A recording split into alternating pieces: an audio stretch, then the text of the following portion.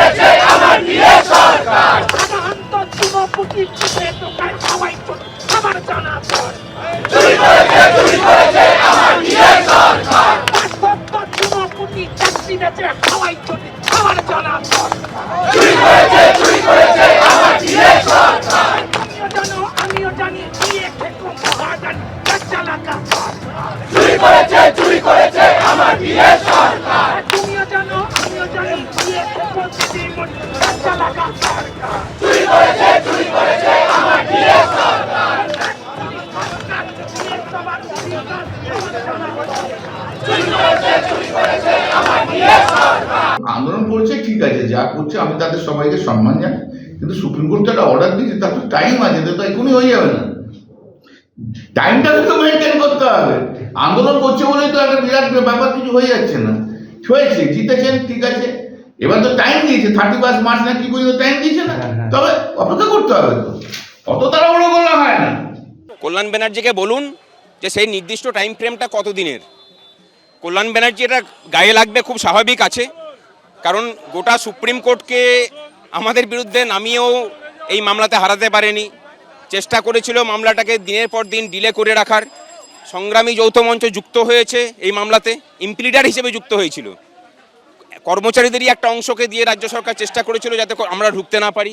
আমরা ঢুকে সেখানে গোপাল সুব্রমণিয়ামকে নামিয়ে পরে মামলাটাকে এমনভাবে কন্ডাক্ট করেছি যে সেই মামলাটা 3 মাসের মধ্যে শেষ করিয়ে 4 মাসের মধ্যে সেটাকে রায় করিয়ে নিয়ে চলে এসেছি।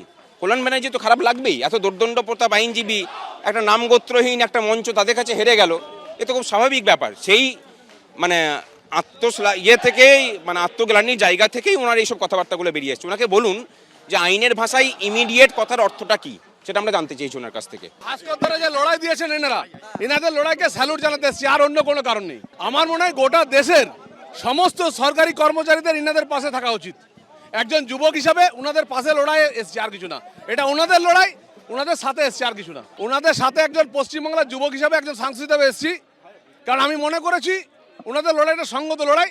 ওনারা যে লড়াইটা দিয়েছেন এতদিন ধরে, 600 দিনের কাছাকাছি, এই যে অবস্থান 1100 দিন বসেছিলেন, এটা একটা বিরাট লড়াই সরকারি কর্মচারীদের। এবিপি আনন্দ, এগিয়ে থাকে, এগিয়ে রাখে।